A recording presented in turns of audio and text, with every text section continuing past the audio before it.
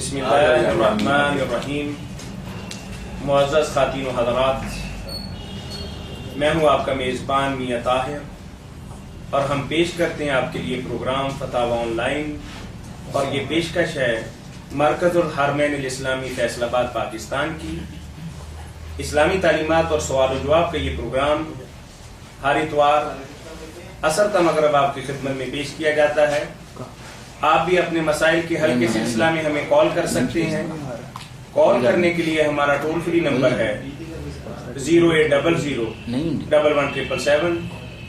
فتاوی on line میں آنے والی فون کالز اور براہ راست پوچھے گئے سوالات کے جوابات حسب معمول معروف مذہبی اسکالر، ممتاز عالم دین، وحدت امت کے داعی، میری مراد مفتی مولانا محمد اسحاق مدد ذلہ العالی ہیں. آپ بھی اپنے مسائل کے حل کے سلسلہ میں ہمیں کال کیجئے. کال کرنے کے لیے ہمارا ٹول فری نمبر دوبارہ نوٹ فرما لیجئے 0800-117777. جی مولانا، ہمارے پاس بے شمار تحریری سوالات ہیں. ای میل کے ذریعے بھی لوگ ہمیں سوالات بھجواتے رہتے ہیں، تو ہمیں ان کے جوابات دینے میں خوشی محسوس ہوتی ہے کہ ایک بھائی امریکہ کے اندر، یو کے اندر، فرانس یا جرمن کے اندر بیٹھا ہم سے رہنمائی حاصل کر رہا ہے. اور یہ اللہ تعالیٰ کا بہت بڑا احسان ہے کہ آپ کے ذریعے بے شمار لوگوں کو فیض پہنچ رہا ہے. تو اسی سلسلہ میں ایک بھائی نے ہمیں دبئی سے میل کی ہے، جس میں وہ کہتے ہیں کہ کسی بچے نے اپنی سوتیلی ماں کے ساتھ تھوڑی سی بات تہذیبی کی. تو میں بات پوری کر نہیں سکتا، آپ سمجھ گئے ہیں میری بات، آپ نے میل پڑھ بھی لی ہے. تو اس حوالہ سے انہوں نے پوچھا ہے کہ اب وہ ان کی والدہ یا ان کے والد کا اپنی بیوی کے ساتھ کیا تعلق برقرار ہے یا نہیں برقرار. اس سلسلہ میں قرآن و سنت کی روشنی میں جو بھی حکم ہے وہ واضح فرما دیجیے. کال بھی لیں گے. جی السلام علیکم ورحمۃ اللہ. جی السلام علیکم. وعلیکم السلام. جی بھائی. سر آپ کے لیے خیریت کر رہا ہوں. جی فرمائیے بھائی، آپ سوال پوچھ سکتے ہیں. سر آپ کے لیے بنا تھا کہ میں کوئی توجہ کو سننے کا اگر آپ سپیڈ سے وہ مسئلہ ہوگا نا. جی ٹھیک ہے، فرمائیے. سنت کا اجماعی عقیدہ جو ہے کہ تمام کتب درج اور جو مدارس میں پڑھایا جاتا ہے وہ عقیدہ یہ ہے کہ ہر انسان کو پہلی بار کہ رسول اللہ صلی اللہ علیہ وسلم کو نمک نہیں دیکھا، اور پھر اس انسان کی بہت پہلی بار کہ رسول ہوگی ہر انسان صحابی رسول ہے، اور ہر صحابی بالکل ہی مدار مومن سچا حاضر ہے. موجود ابو ذر رضی نے لکھا کہ جو آدمی کسی ایک صحابی کا مطابق ہو جائے صدیق ہو جاتا ہے. امام احمد نے ربنا بنوا دیا کہ جو آدمی حضرت عمر بن عبد العزیز کو امیر معاشرت کے اندر جانے تو ایسے آدمی کے پاس بیٹھنا، اس کے بعد کھانا پینا، اس کی بیماری میں تیمارداری کرنا، اس کا جنازہ پڑھنا بھی ہمیں کرتا ہے. تفسیر قرطبی میں امام محمد فاضل نے خود ایک شخص پر لعنت بھیجی جو کسی ایک بھی صحابی کے قریب پر گمانی رکھتا تھا. عبداللہ بن عمر رضی اللہ عنہ کا فرمان ہے کہ صحابی کا ایک لمحہ غیر صحابی کے زندگی بھر کے مان کے عبداللہ حضرت سعید بن زید اشرف مبشر نے فرمایا کہ صحابی کا ایک لمحے کا یاد ہے اور صحابی کی عمر پانے والے مسلمان سے بھی افضل ہے. امام سیوطی نے بتایا کہ جو ایک صحابی کی بڑائی بیان کرے وہ دراصل رسول اللہ صلی اللہ علیہ وسلم کو دیے دے کر صدیق ہو گیا. صحیح احادیث میں کسی ایک بھی صحابی کے خلاف معمولی زبان درازی کو حرام قرار دیا گیا. قرآن پاک میں واضح الفاظ میں مہاجرین اور انصار دونوں کی مدد کرنے والے ہر صحابی کو سچا عادل، نیک، جنتی اور ایک دوسرے کے لیے رحمدل اور ایک نئی مقبول جنتی قرار دیا. ان تمام باتوں کے کو بنیاد بنا کر مبشر احمد ربانی اور عبداللہ ناصر رحمانی نے مولانا اسحاق صاحب کو زندیق، ملحد اور اپنے قوموں کا پوچھا وہ گستاخ تفضل رسول گستاخ معاویہ قرار دیا. اور ان کے پاس بیٹھنا، کھانا پینا، ان کی بیماری کو تباہکاری کرنا، سنانا پڑتا ہے کہ وفات کی صورت میں کا جنازہ پڑھنا حرام ہے، اور جو ایسا کرتے ہیں وہ بھی حرام کے مرتکب ہیں. اس کا جواب دینا تو بہت ضروری ہے. اس کی وضاحت فرمائیے. چلیے، آپ کا سوال پورا ہو گیا سر؟ ہو گیا. یہ کمپلیٹ ہے سر. چلیے انشاءاللہ. جن پر ہے مولانا صاحب پر اور ہم لوگوں پر جن کو سنتے ہیں وہ ان کا مکمل سر میں نے آپ کے سامنے پیش کر دیا. جی ٹھیک ٹھیک ٹھیک. پہلا جواب دے دینا. جی ٹھیک یہ بھی دیکھیں گے. ٹھیک. ارے جان سے کہہ رہے ہیں کہ آپ کے سوال کا بھی جواب آ جائے گا. جی آپ کے سوال کا جواب آ جائے گا جی انشاءاللہ. آج ہی آئیے، جب بھی آیا آ جائے گا. ٹھیک ہے جام ہو جائے گا. ٹھیک ہے. چلیے، ہم ایک سوال کر چکے تھے آپ سے پہلے، آپ کا سوال ریکارڈ ہو جائے گا، آپ انٹرنیٹ پہ دیکھ لیجیے گا 1-2 دن تک. وہ سوال جو ہے انسان اس کے ساتھ 2 فتوے آئے ہیں بینوریا ٹاؤن سے، جو دارالعلوم وہاں مفتیوں نے فتوے جاری، وہ بہت عام ہے. ان بیچاروں کا گھر اجڑ رہا ہے، وہ پریشان ہے ٹاؤن بھی. تو پہلے ان کے بارے میں جی ٹھیک نا ٹھیک ٹھیک فرمائیے. تو یہ مسئلہ جو ہے نا، قرآن مجید میں بات اس طرح آتی ہے نا کہ آدمی نے کسی عورت سے نکاح کیا ہو تو پھر اور اس کی ماں جو ہے نا، اوپر تک دادیاں نانیاں وہ بھی حرام ہو جاتی ہیں، اس کی بیٹی جی بھائی. باسیاں وہ بھی حرام ہو جاتی ہیں، اور ان سے مساہرت کہتے ہیں کہ یہ سسرالی رشتہ قائم ہو جائے تو پھر وہ بیوی کے نا اوپر والیاں بھی نیچے والی جو اس کی اولاد سب آرام ہے. مگر مسئلہ پیدا ہو گیا کہ اگر کسی نے زنا کیا توبہ یا شہوت سے چھوا، جیسے اس لڑکے کے بارے میں آتا ہے کہ اس نے شرارت کی، زنا نہیں کیا مگر شرارت کی، تو اس کے بارے میں پھر مفتی حضرات نے کہہ دیا کہ نکاح جو ہے نا اس کی ماں کا ٹوٹ گیا، ہوتی کی ماں جو تھی اس کا نکاح ٹوٹ چکا. اب اس کا خاوند اس کو نہیں رکھ سکتا کیونکہ بیٹے نے جب اس کو چھو لیا. آپ کے لیے کیسے لا رہی حنفی حضرات کی کتابوں کا نا یہ فرق ہے، مگر یہ فتویٰ ٹھیک ہے. پہلے سے بھی کئی لوگ کہتے ہیں غلط، یہ فتویٰ کوئی نہیں. اگر کوئی زنا کرے، بدکاری کرے، اس طرح لڑکا یا باپ بھی جو معاذ اللہ کہتے ہیں کہ اٹھا اس کا ہاتھ شہر سے لا کے اٹھا تو اپنی بیوی کے لیے تھا، مگر نا رات کی تاریخی میں میرے بیٹی کو ہاتھ لگ گیا، اس کا ارادہ کوئی بات نہیں تھا، شہوت تو بیوی کے اس کا بھی انکار ٹوٹا. انہوں نے نا خاندان برباد کیا. تو مسئلہ جو ہے نا کہ چھو لیا یا بدکاری نعوذ باللہ کر لی، اس سے جو نکاح پہلا ہے وہ کیوں ٹوٹ گیا؟ یہ حرام زادہ جو ہے اس کو جی چاہے سزا دیتے رہو. وہ پہلی جو ماں تھی اس کی بیچاری ہوئی سگی ہو یا سگی باپ کے گھر، اس کے نکاح ٹوٹنے کا جو فتویٰ دیتے ہیں نا وہ کہتے ہیں یہ عالمگیری میں شامی میں. اور عجیب بات ہے ساتھ ہی کہتے ہیں اس کا نہیں کرنا کیا کہ اگر چھیڑتے منی خارج ہوگی پھر نکاح ٹھیک، پھر نہیں ٹوٹا. اگر صرف چھو ہی رہا تھا پھر ٹوٹ گیا. اور اگر اس کو انزاد ہو گیا لڑکے کو پھر کہنا ہے. دیکھیں آپ کہ جب وہ حد کو پہنچ گیا پھر نکاح کیا ہے. ویسے چھوا کوئی مسئلہ بالکل. اب مسئلہ کیا، ادھر دوسرے کچھ حضرات ہیں جو کہتے ہیں کہ کسی عورت کے ساتھ جنا کیا کسی آدمی، اس کا بیٹا اس کے ساتھ نکاح کر سکتا. جنا کیا تھا مگر بیٹے کے لیے حلال یا اس عورت کی ماں حلال ہے، نکاح پر کوئی اثر نہیں. یہ دونوں انتہا ہیں. سمجھو مسئلہ حنفیوں کا بھی غلط ہے کہ پہلا نکاح خام کا ٹوٹ گیا، اور یہ جو ہے کہ باپ بدکاری کر چکا یا بیٹا، اب اس کا باپ یا اس کا بیٹا اس عورت سے نکاح کر رہی ہے، بے حیائی کی بات ہے کہ باپ نے نکالا. تو حل کیا، بڑا نہ مان کہ جا بھی سکتی جابر صاحب نے جو فیصلہ فرمایا وہ متوازن ہے کہ نکاح سے پہلے اگر ایسا ہوا ہے تو پھر وہ دوسرے کو بدوار مسئلہ، کسی نے زنا کر لیا، اس کا بیٹا یا اس کا بھائی جو ہے نا کوئی دوسرا اس سے نہیں نکاح کر سکتا، بالکل وہ ماں کی طرح وہ ہے نکاح کے پہلے کی بات. اس وقت بات کیا سچی ہے کہ اگر باپ نے یا بیٹے نے کسی سے زنا کر لیا تو پھر آپ دوسرا اس عورت سے نکاح نہیں کر سکتے. مگر نکاح کے بعد اگر ہوا ہے تو پہلے حرام زادے کا پھر جو ہے جتنا جی چاہے بڑھاؤ، وہ عورت جو پہلے کی بیگمہ نکاح میں ہے اس کا نکاح نہیں. یہ بالکل صحیح اور سچا مسئلہ ہے، عقل کے مطابق ہے اور دین میں اس کے خلاف کچھ. یہ جو حدیثیں انہوں نے لکھی نا جی فتاوی والدین ان کے تو ہم ذمہ دار نہیں. فتاوی کا حال آپ نے دیکھ لیا کہ اگر شہوت سے منی خارج ہو جائے چھیڑتے پھر نکاح ٹھیک ہی ٹھیک ہے. اور اگر صرف چھیڑی رہا تو ٹوٹ گیا، ایسے فضول مسئلے جو ہے نا عالمگیری میں شامل نہیں. مگر جو حدیثیں انہوں نے لکھ لی نا کہ اللہ کے رسول علیہ السلام نے بھی یہ فرمایا اور صحابہ نے بھی یہ فرمایا. دیکھتے ہیں من نظر الی فرج امرأۃ بشہوۃ حرمت علیہ امھا وابنتھا. ام ہانی کہتی ہیں حضور نے فرمایا کسی عورت کی شرمگاہ کی طرف شہوت سے کسی نے دیکھ ہی لیا تو اب اس عورت کی ماں اور بیٹی جو اس سے نکاح کرنا اس کے لیے حرام، صرف شہوت سے دیکھ لیا. دوسری طرف اسی لعنت کا آیا.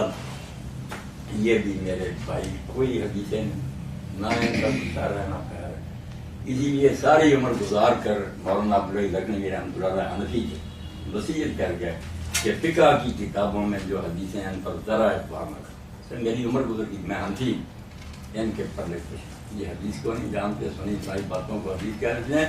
حدیث کے لیے محدثین کی طرف رجوع کرو، ان کا پانا ہے، وہ جانتے ہیں حدیث کون صحیح. اور یہ جتنی ہے نا یہ ساری خود حنفی عالم اللہ اس پر رحم کرے، مگر وہ بڑا منصف اور نیک لوگوں نے لکھا، دیوبندیوں نہیں کہ اگر صوفی نہ ہوتا تو منصف نہیں ہو سکتا، پھر متصم ہوتا. وہ ہے علامہ جمال الدین ذیلی رحمۃ. طریقہ میں وہ ہے کہ گاؤں میں ذیلی اس وقت دنیا جہان کی کتابیں کافی ہمیں نہیں ملی، اس کو اللہ جانے کس طرح. اس نے پھر ہدایہ پڑھنا 4 جلدوں میں نصب الرایا جو حدیثیں اس میں ہیں ہدایہ میں ہماری چھوٹی کتاب میں وہ کہاں ہے. ان کا مقام کیا ہے، صحیح ہے صحیح.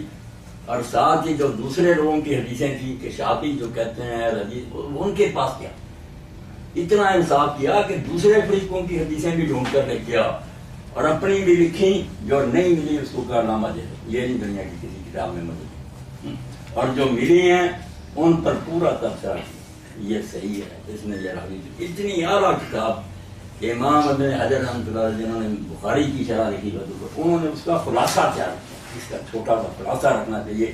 لمبی بحثوں کو سمیٹ کر پھر الدرایا 2 جلدیں جو کی جا چاہتی ہیں اس میں اکٹھی کرنی ذیلی کی محنت. وہ کتاب ہر عالم کو چاہیے کہ ساتھ رکھ کے وہ بتاتا ہے یہ حدیثیں ہیں ابھی کہ یوں ہی بس کہہ دیا حدیث میرا نہیں.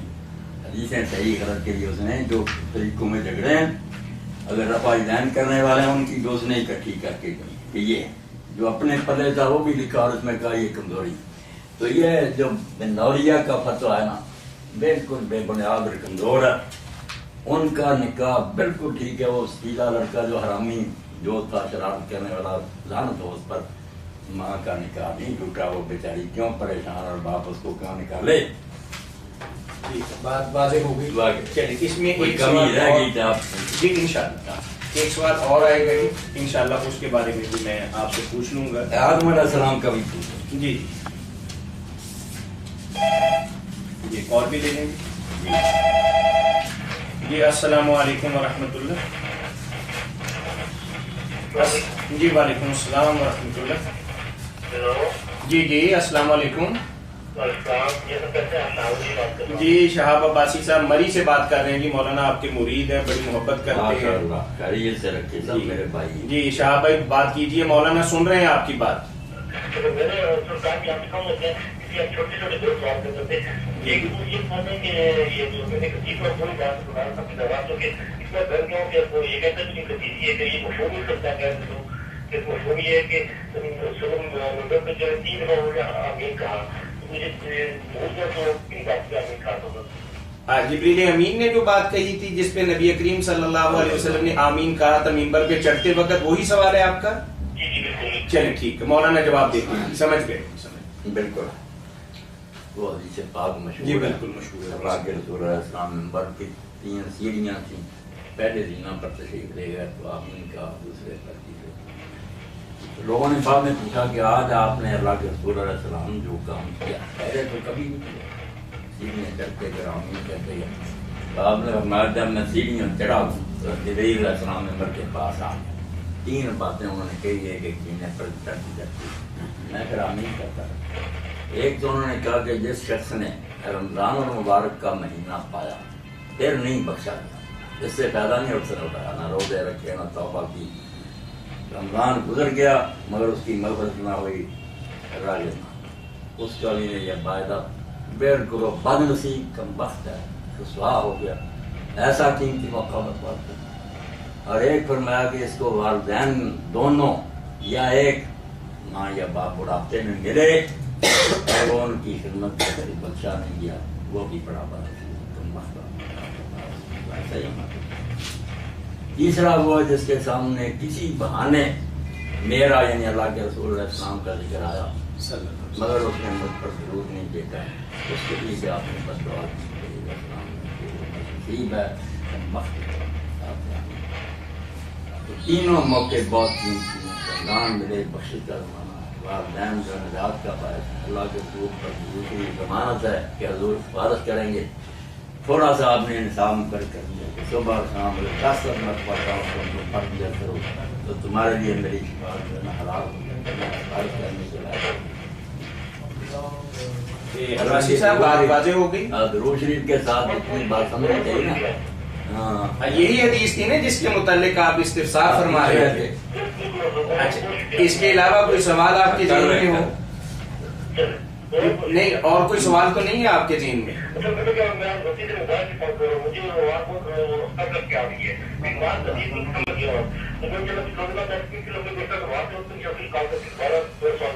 جی انشاءاللہ ٹھیک. چلیے بارک اللہ. چلیے بارک اللہ. ایک سوال یہ دوست نے بھیجا ہے. کال لے لیں پہلے. جی السلام علیکم ورحمۃ اللہ. جی سن رہے ہیں آپ کی بات, تھوڑا اونچا بولیے, آپ کی آواز آ رہی ہے ہم سے. اچھا, میں اسد اقبال بات کر رہا ہوں اسلام آباد سے. جی جی, مولانا سے کتنا سوال کرنے کی اجازت ہے؟ آپ کر لیں, ایک آدھ تو کریں گے نا کم از کم. زیادہ سوال کرنے میں بخاری صاحب خلل دماغ کا نتیجہ ہوتا ہے. ایک وقت میں زیادہ نہ کریں, بس حد سے حد تین کے اندر ہی رہا کریں, پھر تو کام بڑھ جاتا ہے نا. بہت سارے لوگ مشتاق ہوتے ہیں کہ وقت ملے تو ان کو وقت نہ دینا یہ بھی ظلم ہوگا نا آپ کا. آپ بس تھوڑے سے کر لیں, پھر دوسرے بھائیوں کو موقع دے. ٹھیک, پوچھیے بھائی. مولانا ایسا ہے کہ میں نے آپ کی کافی ویڈیوز دیکھی, کافی لیکچر سنے, تو اس میں سے کچھ سوال پیدا ہوئے ہیں. اول تو یہ کہ آپ نے یہ جب وضو کے بارے میں جو ہے کام فرمائے تھے, اس میں آپ نے ایک حدیث کا حوالہ دیا حضرت عائشہ رضی اللہ عنہا کے حوالے سے. جی جی, وہ سن رہے ہیں آپ؟ ہاں ہاں بالکل سن رہے ہیں سر, بالکل سن رہے ہیں. اس میں آپ نے کہا کہ انہوں نے جو صحیح کر کے دکھایا وہ محرم کے سامنے تھا اور آپس میں پردہ تھا, لیکن ایشو یہ ہے کہ آپ نے کہا تھا کہ ناف سے لے کے گھٹنے تک پردہ ہے, اور یہ آپ نے ساتھ یہ بھی کہا کہ ہماری جتنی بھی محرم ہوتے ہیں ان کے لیے پردہ اتنا ہی ہے. تو یہ مجھے کافی حیرت ہوئی ہے, اس کے لیے تھوڑی وضاحت فرما دیجیے گا, کیونکہ میں نے تو جتنے بھی اہل سنت کے علماء کو سنا ہے انہوں نے یہ نہیں کہا, انہوں نے کہا کہ گردن سے لے کے پاؤں تک پردہ تھا اس طرح کا. تو وہ تھوڑا سا بیان فرما دیں. دوسرا سوال سر یہ ہے کہ ایک پہ رہیے تاکہ جی ٹھیک ہے. ٹھیک ہے, آپ جن لوگوں سے ملے انہوں نے یہی کہا کہ سر سے پاؤں تک کا, گردن سے پاؤں. کیونکہ حدیث میں ایسا کچھ نہیں ہے کہ پردے کی مقدار کیا, صرف یہ ہے کہ سر پہ پانی ڈالتے دیکھا, تو ایک نیز کے باقی سارا پردے میں تھی, تو اس پر دیکھنا محرم کے لیے اجازت ہے, لیکن آپ نے کہا کہ نہیں ناف سے لے کے, اور پھر آپ نے ساتھ یہ بھی کہا کہ محرم عورت کا پردہ ہی میں نے کہا کہ حیرت انگیز بات. حیرت انگیز بات آپ سنیں, میں نے اس واقعہ کے بارے میں نہیں کہا دوبارہ سنیں کہ اس وقت حضرت عائشہ رضی اللہ تعالیٰ صرف ناف سے گھٹنوں تک تو پردہ تھا, یہ نہیں بات ہوئی. وہ وضاحت کی ہے کہ وہ دونوں جنہوں نے سوال کیا تھا نا وہ محرم تھے, تو محرم کے بارے میں میں نے بتایا تھا یہ جو نا علماء اگر بتاتے ہیں انہیں مل گیا کہ گردن سے لے کر پاؤں تک پردہ تھا, بسم اللہ, پردہ تو درمیان میں تھا. بات یہ سمجھائی تھی کہ اس سے زیادہ بھی بدن ننگا ہو نا آپ کا تو محرم عورتیں جو ہیں ان کا جو پردہ ہے وہ وہی جب مرد کا مرد سے پردہ, ناف سے گھٹنوں تک یہ دیکھنا محرموں کے لیے حرام ہے. باقی اگر ضرورت کے تحت گھر میں اگر دوپٹہ اتارا ہوا, قمیص جو ہے چھوٹی یہاں تک بازو ننگی ہے, ٹینڈیاں ننگی ہیں, یہ آپ کہتے ہیں سارے اہل سنت, نہیں سب اہل سنت مانتے ہیں, بلکہ اہل سنت میں سے جو بہت پکے ہیں نا اہل حدیث وہ تو اس سے بھی زیادہ کہتے ہیں, اس کا میں ذکر نہیں کروں گا کہ محرم کا بہت تھوڑا پردہ, زیادہ نہیں چھیڑنے کی ضرورت. محرم بہت بڑی بات ہے, محرم کے بارے میں جو بری نگاہ کرتا حرام دانا وہ محرم عورت ہے جس سے نکاح حرام ہے. حنفی حضرات یہ کہتے ہیں, ان کا کہنا یہ ہے کہ یہ سینے سے نیچے پیٹ, بطن اور ظہر جو چست ہے اور یہ ران ہے, یہ صرف ننگی ڈھاکنی ہے, باقی یہاں سے اوپر پستان وغیرہ ساری گرمی ننگی ہو اور پلیاں ننگی ہو, بازو سارے ننگے, اس کو وہ کہتے ہیں بالکل ٹھیک. اور دلیل قرآن سے بیٹا دیتے ہیں نا. بخاری صاحب بات بھی سنے نا, اور ڈاکٹر اسرار صاحب کی بات تو کر لینے دیں, دنیا ساری سن رہی ہے, عورتیں تنگ کر دی اور لوگوں نے بس وہ بیچاری قید میں رہے. میں نے جو پردے کے 4 سٹیج بیان کیے ہیں ان کو جس نے سمجھا سارا قرآن حدیث لوگ کہ خامن بیوی کا معاملہ, محرم کا معاملہ, رشتے دار مگر محرم نہیں, بالکل الگ 4 رہنے کے لیے الگ الگ پردے, سارا سمجھو. تو محرم کے لیے تھانی صاحب نے اور باقی سارے علماء آپ نے دلیل دی قرآن سے دی نا کہ اللہ کہتا سورۃ نور میں کہ عورتیں اپنی زینت ظاہر نہ کریں سوائے اپنے خاندوں کے, اپنے باپوں کے, اپنے جو محرم رشتے دار. اب زینتیں جو زینت کو الگ تو نہیں پڑی کہ وہ ظاہر نہ کریں, زینت جسم کے حصوں پر ہے, اس لیے جو بازو کی زینت ہے وہ تبھی ننگی ہوگی جب بازو ننگا کریں. جو پنڈلیوں میں خرخار وغیرہ پہنی ہوئی وہ اسی وقت جو زینہ ہوگی ظاہر ہوگی جب پنڈلیوں سے کپڑا ہٹے گا. جہاں جو گلے میں ہار وغیرہ ڈالے ہیں سینے تک وہ اسی وقت ابتدا ہوگا ان کا ظاہر ہونا جب سینہ ننگا ہوگا. پکی دلیل قرآن سے کہ یہ چیزیں ظاہر کرنے کا مطلب ہے کہ جہاں جہاں یہ زینتیں ہیں زیور وہ ایسے نہیں دیے جا رہے, اس لیے صرف سینے سے نیچے یہ پشت اور رانے بڑی محبوب بات ہے ان کی کہ یہ محرم کے لیے پڑھنا. مگر اس کا مطلب یہ نہیں کہ ننگی جو ہے چلتی کرے, ضرور گھروں میں ضرور پڑ جاتی, کام کرنا ہوتا بچیوں نے سر ننگے کرنے, تو محرموں کا معاملہ بخاری صاحب بالکل الگ ہے. باقی اس واقعہ میں کہاں تک ان کا قدم ننگا تھا وہ تو میں نے مسئلہ کم وقتوں کو سمجھایا منکرین حدیث کو کہ اگر وہ زیادہ بھی ننگی ہونا مگر ناف سے گھٹنوں تک ڈھکی ہوئی ہو تو شریعت کے خلاف کوئی اعتراض. اگر انہوں نے مسئلہ سمجھانے کے لیے اپنے بدن پر پانی ڈالا پھر کیا ہوگی؟ وہ دونوں ان کے اپنے تھے محرم. ہاں اگر کسی عالم کو مل گیا نا کہ وہ پردہ پورا تھا تو کوئی نہیں، میری بات کے خلاف نہیں. وہ تو میں نے کلیئر کیا کہ اگر زیادہ بھی ہو اتنا حصہ ڈھکا ہوا تو محرم ہوتے ہوئے جائز ہے، کوئی اعتراض نہیں کر سکتے. آپ کریں نا بات. اچھا سر ایسا ہے کہ دوسرا آپ نے جو معاویہ رضی اللہ عنہ کے بارے میں آپ کا جو عقیدہ ہے وہ میں نے سارا سنا. سر ایسا ہے کہ جو بھی آپ نے احادیث بیان کی جس کی بنیاد پہ آپ نے انہیں جنوی تک کہا اور کہا کہ وہ بغاوت پہ ہی مرے بغیر تو بچ گئے. نہیں بخاری صاحب آپ نے کہا ہے کہ مولانا نے ان کو جہنمی کہا ہے، یہ آپ نے سنا ہے؟ نہیں دیکھیں معاف کیجیے گا وہ میں روانی میں شاید گئی ہوں کتنا میں نے کہا کہ میں تو یہ تو نہیں جاننی کہ مجھے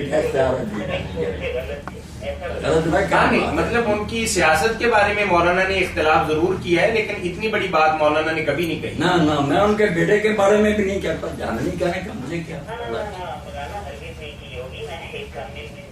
وہ کہہ رہے میرے سے سامنے نکل گیا کلیئر ہونا چاہیے لوگ میرے حالت ہے. آپ کا یہ کہنا ٹھیک ہے. تو ایسا ہے کہ حضرت حسن علیہ السلام نے اگر ان کو سونپی خلافت سونپی تو آپ جن احادیث سے یہ باتیں کریں انہیں احادیث میں یہ ان کی جو ہے شام کے حق میں اتنی باتیں ہیں پھر یہ سارا کنٹراڈکشن ہو گیا. چلیں مانا لیکن جب حسن علیہ السلام نے صرف دیکھی خلافت سے جو بھی ان کو امام مانتا ہے ان کے لیے ضروری ہے کہ وہ جو بھی امام حسن کو امام مانتا ہے اس کے لیے ضروری ہے کہ وہ امام مانے حضرت کیونکہ یہ آپ اپنے امام سے بڑھ کے کیسے بول رہے ہیں. آپ چلو بخاری صاحب تھوڑی سی بات کیا کریں میں ساری فوراً سمجھ آتا ہوں آپ کیا کہنا چاہتے ہیں.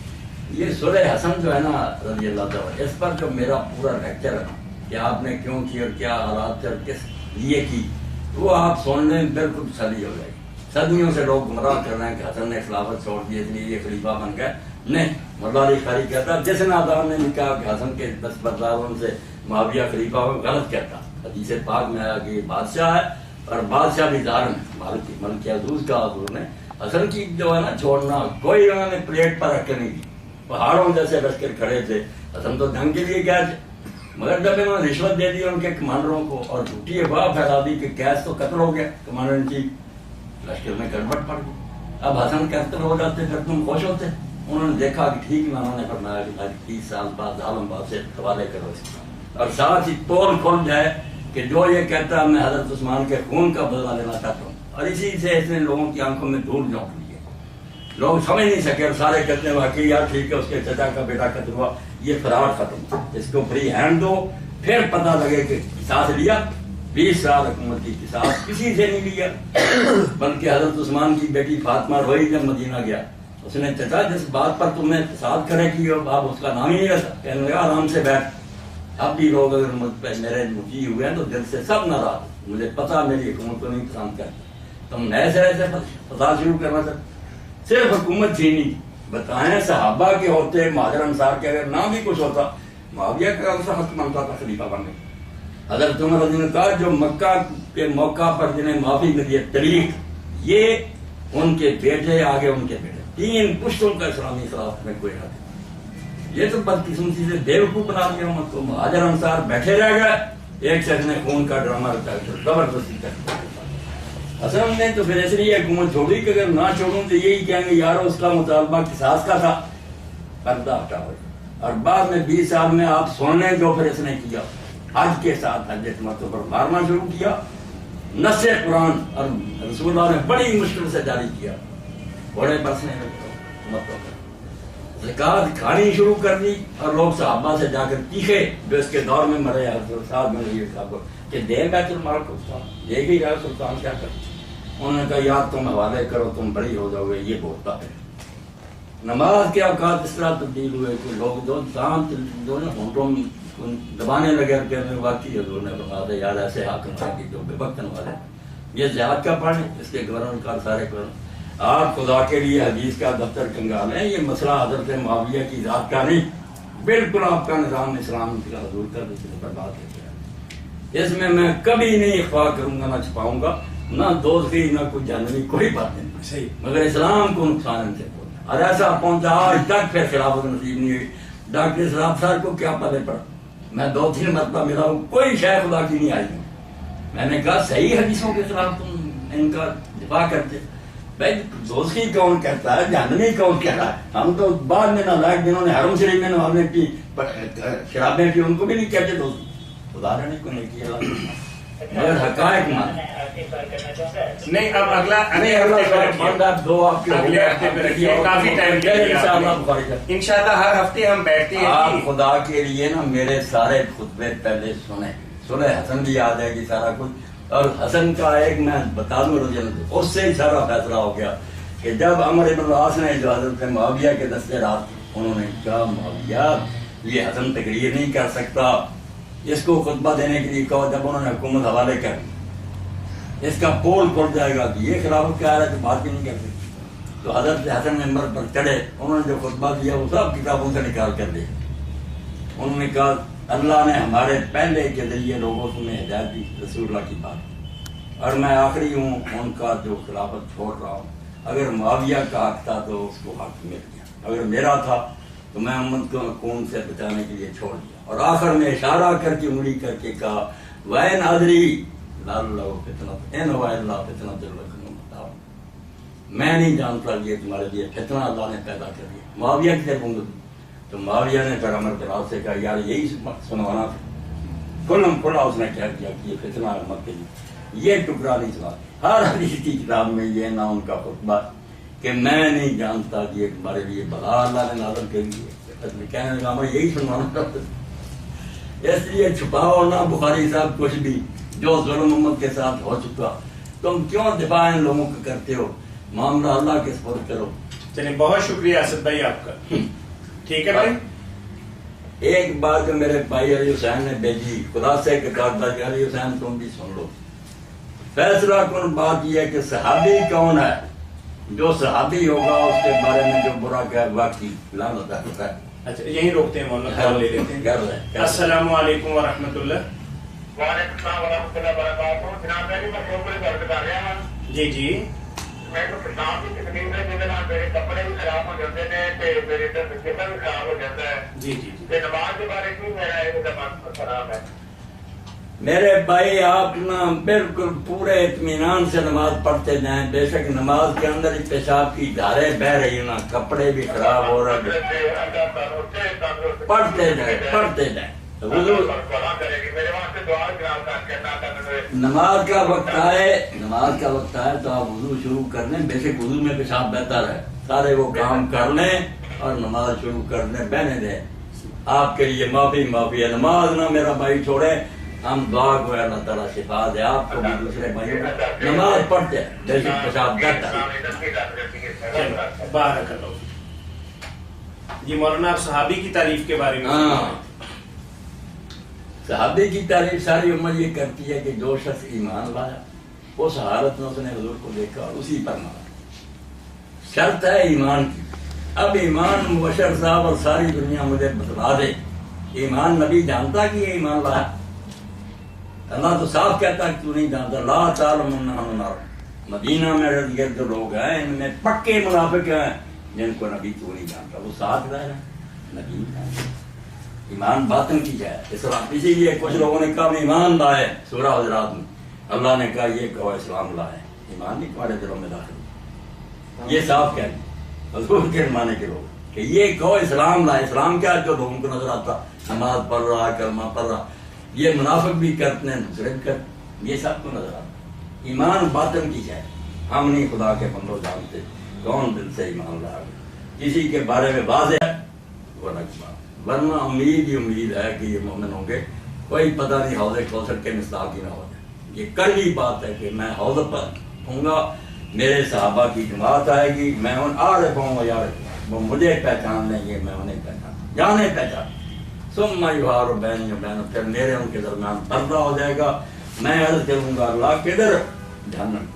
آپ کہیں گے آؤ صاحب یہ تو میرے اصحاب، اللہ کہے گا انک لا تدری ما احدث بعد، آپ نہیں جانتے آپ کے بعد انہوں نے کیا کرتوت کی. پھر آپ نے فرمایا میں عیسیٰ علیہ السلام والی بات کہوں گا کہ جب تک میں ان میں تھا میں ان کے حالات سے باخبر تھا جب تک نہیں اٹھا. اس لیے بھائی صحابی ہونا ثابت ہو جائے, غیب کی خبر مل جائے, پھر برا کہ شیعہ میں آپ سب پتہ نہ, مگر اس کا فیصلہ کون کرے کہ اندر سے ایمان ہے. نبی علیہ السلام سے حدیثوں میں آتا ہے لوگ کہتے تھے آپ کے زمانے کے لوگ کہ فلاں بندہ جو ہے نا اللہ کے رسول اس کو قتل کرے. آپ نے فرمایا وہ گواہی نہیں دیتا کہ اللہ ایک ہے محمد اللہ کے رسول ہے. وہ کہنے لگا صحابی کہتا بلا بلا شاد تھا تو پڑھتا کرما سے مگر اس کے کرنے کا کوئی اعتبار نہیں تھا. آپ نے فرمایا نماز نہیں پڑھتا, پڑھتا ہے مگر اس کی نماز کا کوئی اعتبار نہیں. آپ نے فرمایا بس ظاہر میں دو کام کرتا نا, ان کو قتل کرنے سے اللہ نے مجھے روکا ہے, معاملہ اللہ کس کو, اندر سے وہ کیا یہ کہنا. یہ ایسی بات ہوگی جو ایٹم بم ہے. ایمان کا پتہ دو کہ خدا سے پتہ کر رہا ہے کہ اندر سے ایمان رکھتا ہے. باقی جو عام اصولی باتیں نا جو ایمان لایا نیک عمل یہ کلیے تو بیان ہوتے ہیں. اب کون ایمان لایا نیک عمل, اس کا فیصلہ تو قیامت کو سب کے لیے آتا. ان الذین آمنوا وعملوا الصالحات, بلکہ رضی اللہ عنہم آیا سورہ بینہ میں کہ جو لوگ ایمان لایا نیک عمل کے اولئک هم خیر البریہ, یہ سب سے بہتر مخلوق ہیں. اولئک جزاؤہم عند ربہم جنات عدن تجری من تحتہا الانہار خالدین فیہا رضی اللہ عنہم ورضوا عنہ ذلک لمن خشی. ان کا بدلہ جنت ہے جس میں یہ ہمیشہ رہیں گے. اللہ ان سے راضی ہو گیا. یہ ان کی سارے ایمان والوں کے لیے, مگر اس میں یار تک اترے گا کون کہ ایمان اور نیک عمل, یہ تو قیامت کے دن میزان بتائے. اللہ نے فہرست جاری کی کہ یہ بندے اصول بیان کیا جو ایمان لائے ہجرت کی. آپ دیکھ رہے ہیں جو آدمی ہجرت کر کے مدینہ آیا مہاجر میں کیا صحابی تھا. اگر حضور نے جو خطبہ دیا جو ہم شروع میں پڑھتے ہیں کہ نیت پر ہم لوگ کا دارمدار, وہ اس کے بارے میں دیا. آپ نے بولا جس نے ہجرت کی اللہ رسول کی خاطر, اس کی اللہ رسول کی خاطر ہجرت سے معلوم. جس نے عورت کے لیے کی ہے کہ نکاح کروں یا دنیا لینے کے لیے, اس نے جس نیت سے کی وہی پر. وہ عورت کے لیے آیا مہاجر میں کیسی صاحبہ, اس کو وہ میں کیس کا عاشق تھا, وہ عورت آ گئی, یہ بھی آ گئی. حضور کے دور کی بات آپ نے خطبہ دے دیا. اس لیے بھائی معاملہ گول مول رہنے دو کہ جو سچے مخلص نکلیں گے بسم اللہ ہمارے ساتھ کے ساتھ, جو منافق نکلیں اللہ مرسے گا. یہ ظاہری باتیں جو ہے نا کہ فلاں نے اپنے اوپر چادر حضور کی کفن کے وقت لی تھی, بال لیے تھے, کچھ نہیں. عبداللہ بن ابی سے زیادہ کس کو پہنایا گیا تھا, کرتا آپ نے پہنایا, اللہ مبارک اس کے منہ میں ڈالا, اس کے لیے بخشی کی جو علی صاحب جواب آ گیا کہ نہیں اللہ نے کہا میں نے بخشا. تو زیادہ نہ کرے دیں بس اس موضوع کو نہ کہ یہ چھوڑ دیں, بات اتنی واضح ہو چکی ہے میری طرف کہ اب نئے نئے سوال نہ علی حسین کرے نہ بخاری آپ کریں, پچھلے خطبے سونے سب موضوع جو ہے نا بالکل کلیئر ہو. ٹھیک, جزاکم اللہ خیر. اللہ وقفہ تھوڑا کیسے چینج کرنی ہے. ابھی سوال یار جن کے موبائل پہ کال آتی ہے نا میرے پاس, وہ نیچے چلے جایا کریں, وہاں کھڑے ہو کے سنتے ہیں تو یہیں سن لیا کریں, اس سے کوئی فرق نہیں پڑتا. آپ سارا ٹائم ان کو دے رہے ہیں یہ فون کال جو آپ کے پاس سوال لکھے آپ نے, اس کو 3 جواب دے دیے بھائی. نہیں یہ جو آپ کے ہاتھوں میں یہاں سے جو سوال آتے ہیں اہم یہ دونوں جو سامنے بیٹھے سر یہ تو پڑھیں گی. بسم اللہ کرو. بسم اللہ. ساتھیوں کو یہ فتاوی آن لائن اسلامی تعلیمات کا پروگرام ہر اتوار عصر تا مغرب آپ کی خدمت میں پیش کیا جاتا ہے. آپ بھی اپنے مسائل کے حل کے سلسلہ میں قرآن و سنت کی روشنی میں رہنمائی حاصل کر سکتے ہیں. کال کرنے کے لیے ہمارا ٹول فری نمبر ہے 08001117777. جی مولانا ہمارے پاس ایک سوال ہے کہ انہوں نے فرمایا کہ امام جلال الدین سیوطی نے اپنی کتاب تاریخ الخلفاء کے اندر یہ بات لکھی ہے کہ نبی کریم صلی اللہ علیہ وسلم نے خواب میں دیکھا کہ ان کے منبر پر بندر ناچ رہے ہیں, اور جب یہ خواب دیکھا تو اس کے بعد اللہ کے نبی کبھی مسکرائے نہیں, کبھی ہنسے نہیں. کیا روایت یا تاریخی اعتبار سے یہ بات درست ہے؟ تاریخ الخلفاء امام جلال الدین سیوطی رحمۃ اللہ علیہ کی ایسی ہے کوئی قابل اعتماد نہیں جو میرا ملیے, مگر یہ بات جو ہے نا یہ حدیث شریف یہ تاریخ الخلفاء کی جو سلسلہ تھوڑا حدیث سیاح علامہ البانی رحمۃ اللہ علیہ جی اس میں کیا لکھا ہے؟ اس میں یہ روایت لکھ کر کہ آپ نے خواب میں دیکھا کہ میرے ممبر پر السلام علیکم ورحمۃ اللہ, اور اس کے بعد آپ اتنے غمگین ہو گئے. یہ فتاوی آن لائن سر آپ کو صدمہ ہوا کہ یہ لوگ آ گئے. جی آپ کی آواز سن رہے ہیں مولانا الحمدللہ. کے بارے میں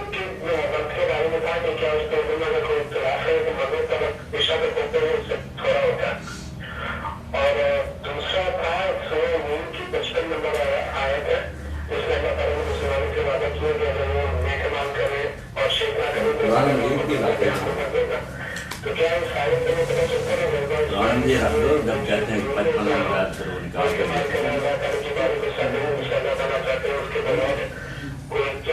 ٹھیک ہے یعنی آپ کا پہلا سوال یہ ہے کہ نماز مغرب کا وقت کہاں تک ہے، یہی سوال ہے نا سر آپ کا؟ بعض لوگ کچھ کہتے ہیں، بعض کچھ کہتے ہیں، مولانا وضاحت فرماتے ہیں جی آپ کے لیے۔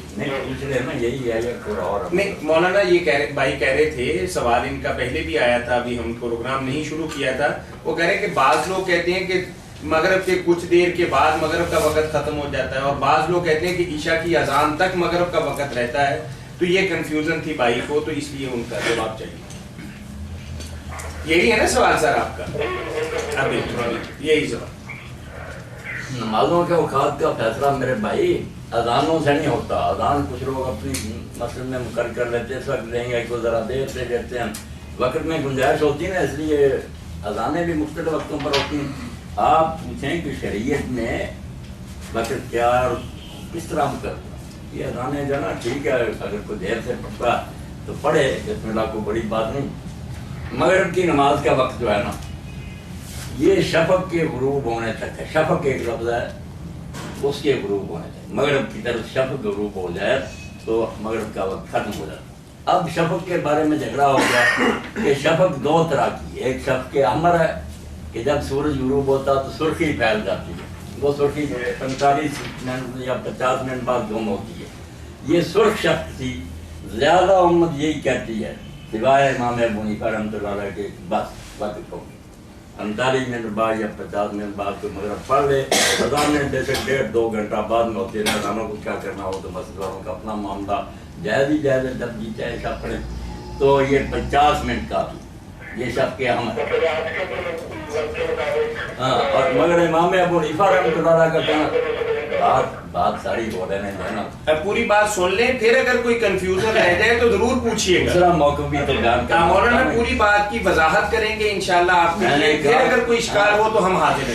صبر آپ صبر کیا کریں، ساری دنیا سن رہی ہے کہ مغرب کی نماز کا وقت ہے شفق کے غروب ہونے کا، تو میں نے عرض کیا کہ ایک شفق ہے احمر کہ سرخی ہٹ جائے، سفیدی آ جائے، امت کی اکثریت اسی کو دیتی ہے، مگر ایک شخص ابدیت ہے کہ اس کے بعد سفیدی پھیل جاتی ہے، وہ پھر کئی دیر بعد آدھا گھنٹہ بعد تقریباً پھر وہ بھی گم ہو جاتی ہے، آسمان برابر ہو جاتا ہے۔ امام ابو حنیفہ رحمۃ اللہ علیہ اس کو مانتے ہیں کہ وہ گم ہو تو پھر عشاء کا وقت ہوتا ہے، اس لیے سارے لوگ سمجھتے ہیں کہ بہتر ہے یار 1 گھنٹہ 20 منٹ بعد اگر پڑھ لی جائے تو دونوں مسلکوں کی رعایت ہوگی، آدھے گھنٹے کی جو بات ہے، ورنہ اگر 50 منٹ بعد پڑھ لے تو بالکل سرخی گم ہونے کے بعد پڑھ رہے تھے، عشاء اس کی درست ہے۔ اور اب حنفی حضرات میں سے بڑے لوگ جو ہے نا صاحب عبدالمختار کہتے ہیں کسی پر ہمارا فتویٰ، اور سارے علاقوں میں ہم بھی یہی عمل کر رہے ہیں کہ سرخی گم ہو جائے نا مغرب۔ یہ برادر آپ کی بات واضح ہو گئی؟ اب پوچھ لے جب نہیں وہ نہیں پہلی بات کیا ہے بھائی پہلے سنیے، بات پڑھ لیا کریں۔ مولانا کی جو نماز مغرب کے حوالے سے آپ کا استفسار تھا وہ واضح ہو گیا؟ کیونکہ اس لیے کیونکہ ہمارا پروگرام جو ہے پوری ورلڈ کے اندر دیکھا جاتا ہے، تو آپ کے سوال کے جواب کے اندر بے شمار دنیا کا فائدہ ہو سکتا ہے، پوری وضاحت تو ہم آپ سے اس لیے پوچھ رہے ہیں تاکہ اگر آپ کی تسلی ہوگی تو باقی دنیا کی بھی ہو جائے گی انشاءاللہ۔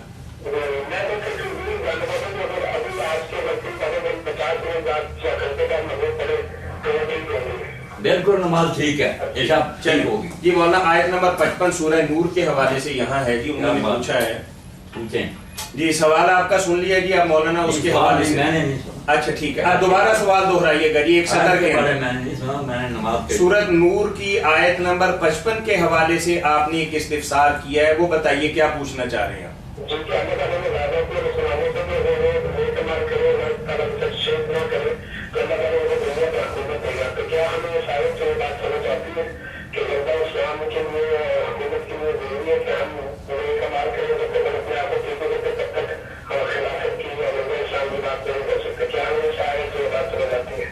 بات واضح ہوگی مولانا؟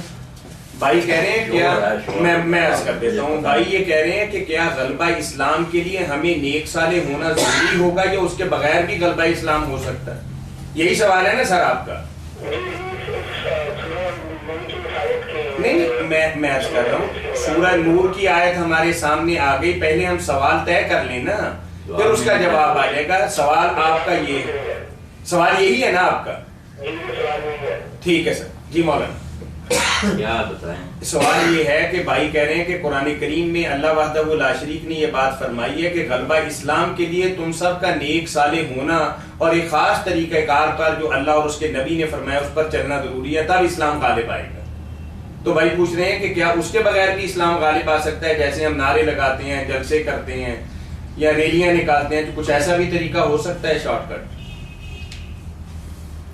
قرآن مجید کی سورہ نور کی یہ آیت جو ہے نا، اس میں بیان ہوا تم میں سے جو لوگ ایمان لائیں اور نیک عمل کریں ان سے اللہ وعدہ کرتا ہے کہ انہیں زمین میں حکومت عطا کرے گا جیسا کہ ان سے پہلے لوگوں کو حکومت دے چکا، اور جس دین کو ان کے لیے پسند کیا ہے اس کو ان کے واسطہ قوت دے گا، اور ان کے خوف کے بعد اس کو عمل میں تبدیل کرے گا، بشرطے کہ میری بات کرتے رہیں کسی کو میرا شریک نہ بنائیں، اور جو کوئی اس کے بعد بھی کفر کرے گا تو ایسے ہی لوگ تو نافرمان۔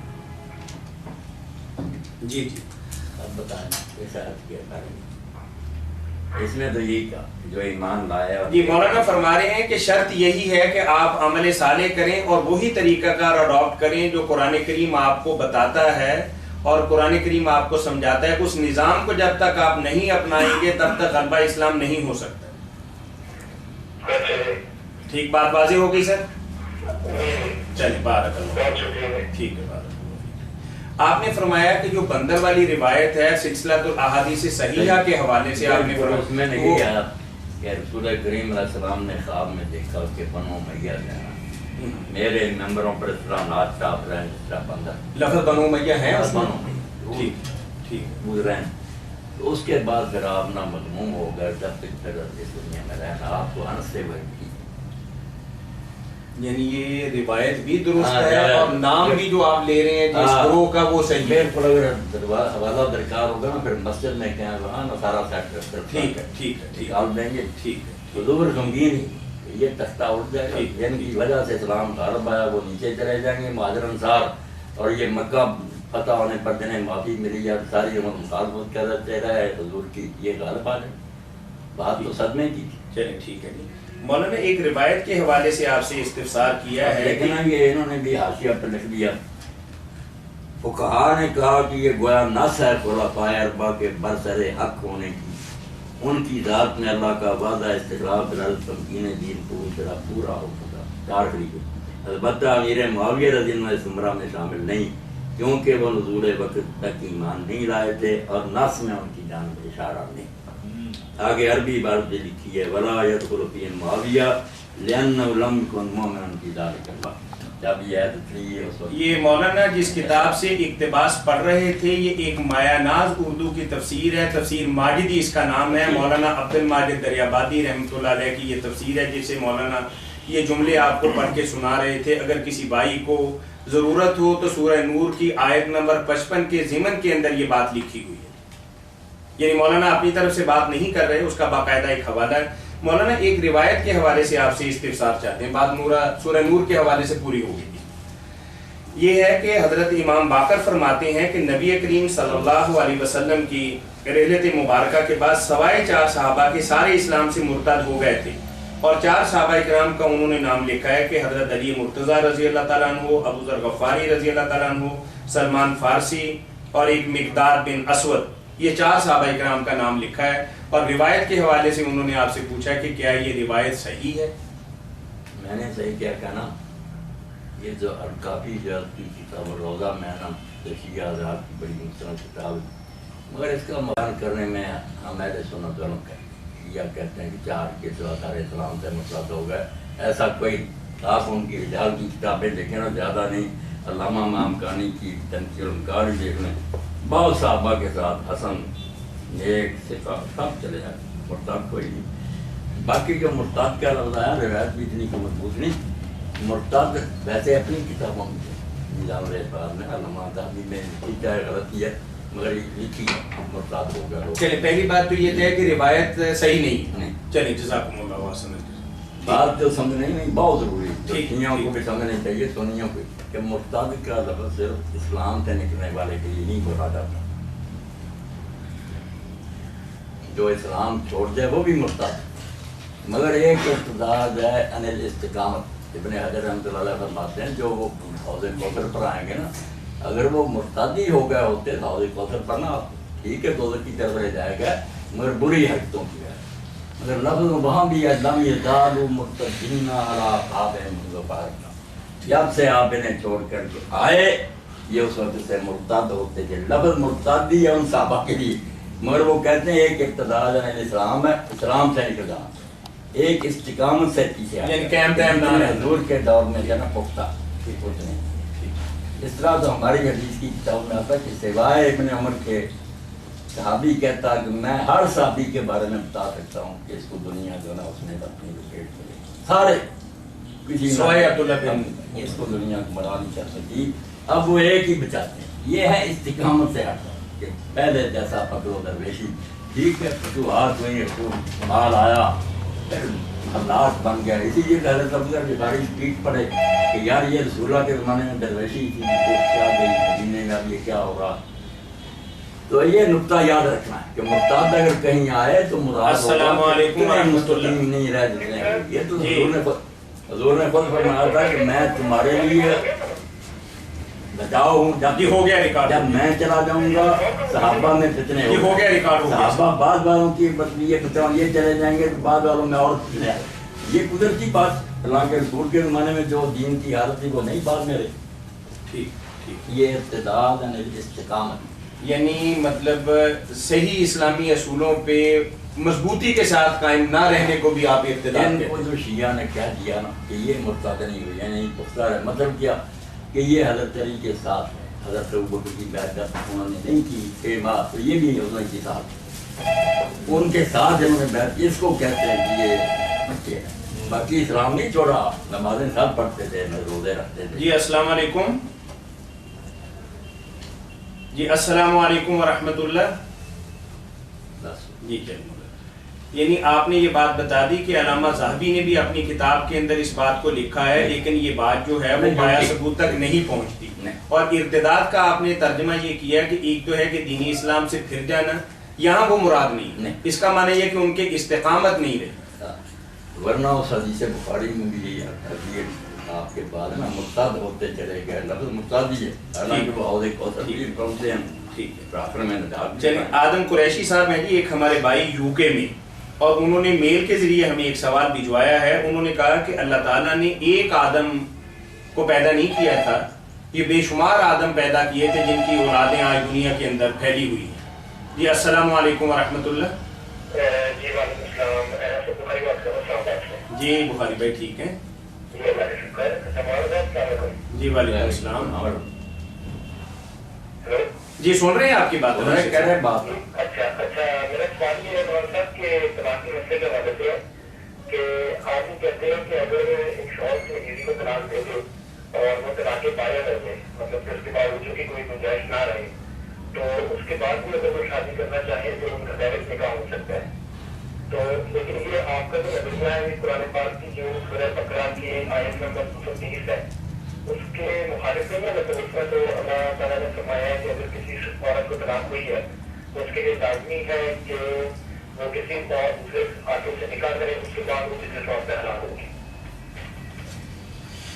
آپ کی بات ٹھیک ہے، میری بات قرآن کے خلاف اور میرے منہ پر ماری ہے بات۔ اصل یہ قرآن کو ہی سمجھنے میں، حدیث پاک کو سمجھنے میں لوگ غلطی کر گیا کہ اللہ تعالیٰ نے جو کہا تھا نا کہ 2 مرتبہ وہ آدمی رجوع کر سکتا ہے، یا اگر رجوع کی مدت گزر بھی جائے تو دوبارہ ڈائریکٹ ان کا نکاح ہو سکتا ہے، اس کو یہ سمجھ لیا نا کہ بس آج کہہ دیا طلاق یہ دونوں مسئلے ختم ہو، اس کا کیا فائدہ ہو؟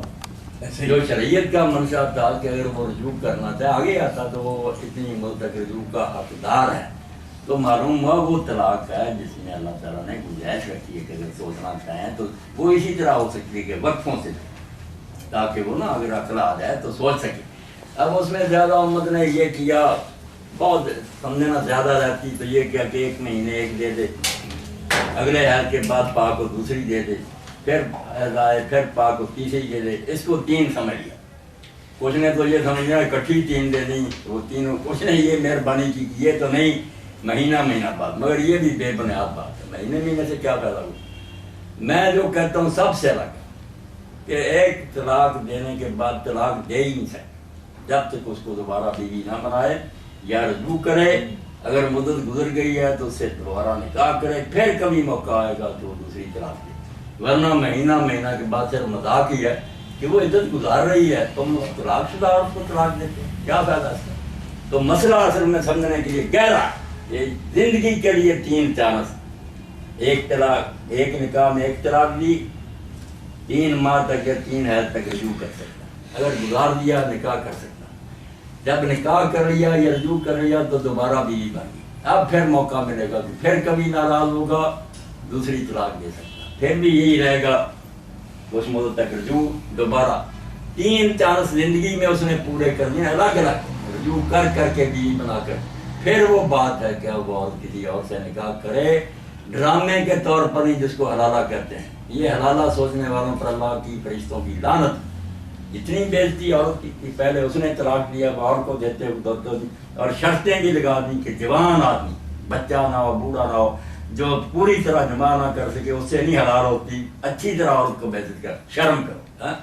وہ مراد تھا سچا نکاح کہ کس میں کوئی سازش نہیں, کوئی ڈرامہ نہیں, ایمانداری سے اب عورت کسی خاوند کے ساتھ نیک نیتی سے نکاح کرتی ہے بسنا, اور وہ بستے رہیں, پھر بائی چانس ان کا اختلاف ہو یا ان میں سے کوئی مرد ہے وہ حلال ہوگی. وہ تو اللہ نے ایک دیوار کھڑی کی تھی یاجوج ماجوج کی کہ تیسری مرتبہ طلاق دیتے ہو, سوچ لو کہ اب یہ چانس کس طرح ہو سکتا ہے کوئی بسنے کی نیت سے کرے اور پھر یہ مرے یا اس کو چھوڑے. جو سازش کے طور پر کرے کہ پہلے ہی نیت ہے چھوڑ دینا, وہ نکاح, وہ تو جنا آپ اس کا نام بیسک نکاح رکھے, وہ نکاح کوئی نہیں, عین جنا نکاح وہی ہے جو نیت ہے محسنین غیر مسافرین, کہ عیاشی نہیں کرنی ہمیشہ کے لیے اس کو بیوی بنا کر, بعد میں بائی چانس بے اتفاقی ہو جائے, ولا کا ہنگامی رات ہے, پہلے ہی نیت بات یہ نکاح کوئی. اس لیے زندگی بھر میں 3 موقع الگ الگ کہ طلاق دی ایک ہی, پھر رجوع کرے یا دوبارہ اس سے نکاح. بخاری صاحب یہاں ایک نقطہ چھوٹا سا میں واضح کر دوں, شاید اس کو سمجھنے میں تھوڑی غلطی ہوگی یا ہمیں سمجھانے میں غلطی ہوگی.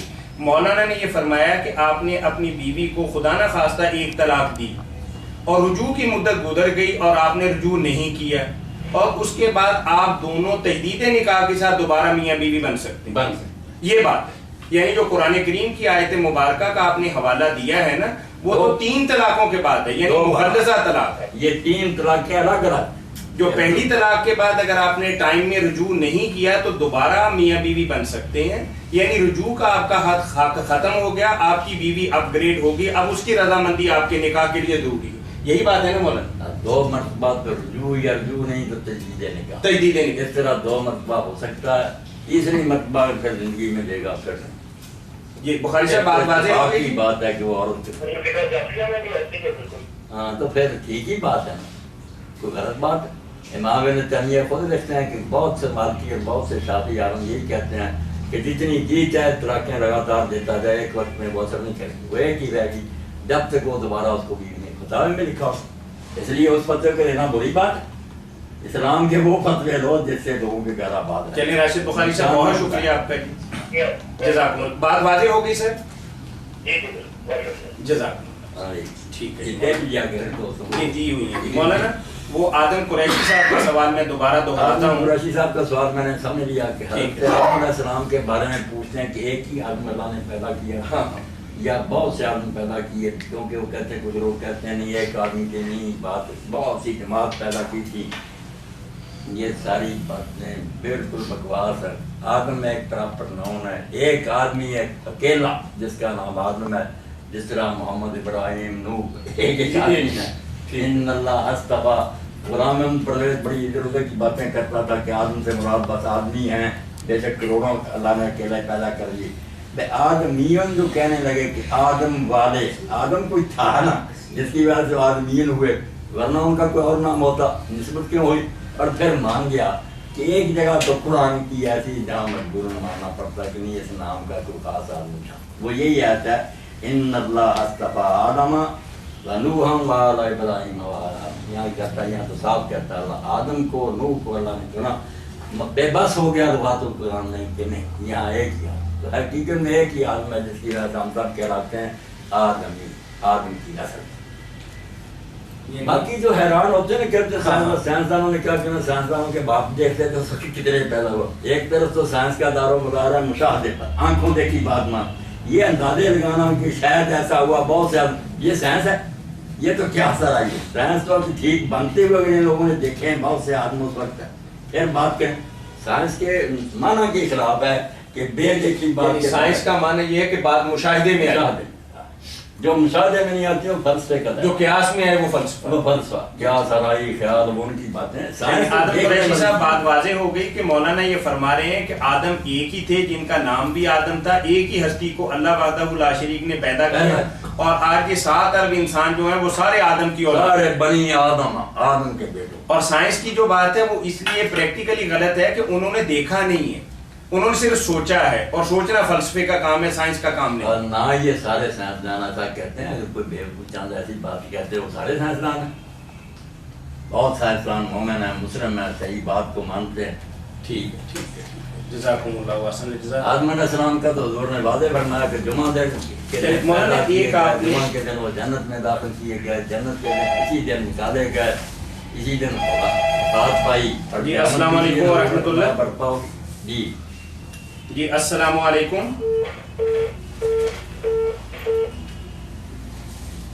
مولانا یہاں لکھا ہوا ہے کہ ایک آدمی نے اپنی بیٹی کو مطلب کچھ ہاتھ لگایا تو اس کے بارے میں بھی نکاح ٹوٹ جاتا ہے. وہی دو سوال بڑے بڑے ایک لڑکے کی بات ہے. جی السلام علیکم ورحمۃ اللہ. مسئلہ ایک ہی. جی وعلیکم السلام ورحمۃ کوئی اللہ. نقصان نہیں پہنچتا یہ ہر طرف. جی الحمدللہ تشریف فرمائیں بھائی جی پوچھیے. وعلیکم السلام ورحمۃ اللہ.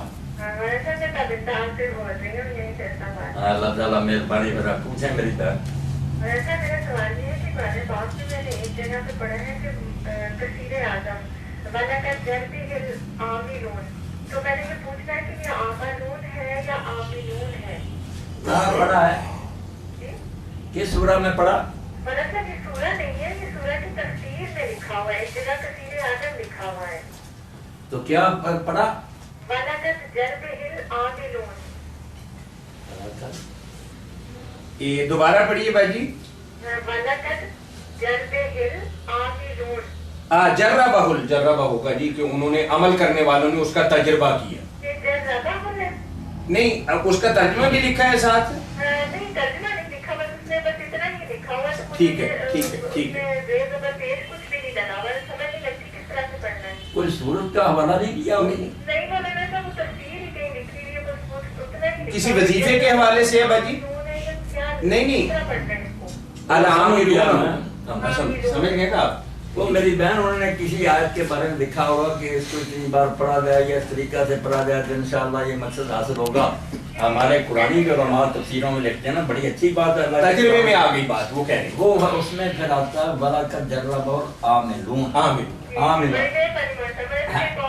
عین کے ساتھ یہ نا عاملون کہ عمل کرنے والے لوگوں نے، عاملوں نے اس پر تجربہ کیا، یعنی پریکٹیکلی کر کے دیکھا کہ واقعی یہ تھا. ٹھیک ہے ٹھیک ہے. جی بالکل. مولانا صاحب ایک دوسرا سوال کر سکتے ہیں؟ جی کر سکتے ہیں بہن، کیوں نہیں کر سکتے. مولانا صاحب اس طرح ہے کہ جو عمرہ بدن یا حج بدن کرتے ہیں، ایک تو اس کا صحیح طریقہ بتا دیں. دوسرا ایک ہمارے عزیز ہیں، انہوں نے اس طرح سے کیا ہے کہ ان کے والد صاحب کی خواہش تھی حج کرنا، یا تو وہ نہیں کر سکتے. ان کے فوت ہونے کے بعد ان کی اولاد ثابت ہوئی ہے کہ وہ کر سکتی ہے، لیکن ابھی ان کے پاس اتنا وقت نہیں ہے کہ وہ جا سکیں. تو انہوں نے والد صاحب کے نام کسی اور سے اس کو عمرہ کرنے کے لیے بھیج دیا، پیسے بھی خود بھی نہیں ہے اس کو. تو یہ کیا طریقہ قبول ہو سکتا ہے؟ ہم میری بہن بالکل قبول ہو سکتا ہے اگر ان کے پاس وہ خود نہیں جا سکتے، دوسرے کو خرچہ دے کر بھیج دیا تو بالکل ٹھیک ہے. والد میں جو یہ حج رہ گیا نا، یہ قرضہ بن گیا، تو بندوں کا قرضہ ادا کرنے سے اللہ کا زیادہ. اس لیے بیٹوں نے جلدی شاباش اللہ ان کا عمل قبول کرے اور والد مرحوم کو اللہ تعالیٰ جنت میں جگہ دے. بہت اچھی بات کر دے، بند کر دے. قرار ہے نا تو بالکل ٹھیک قرار ہے. بس بس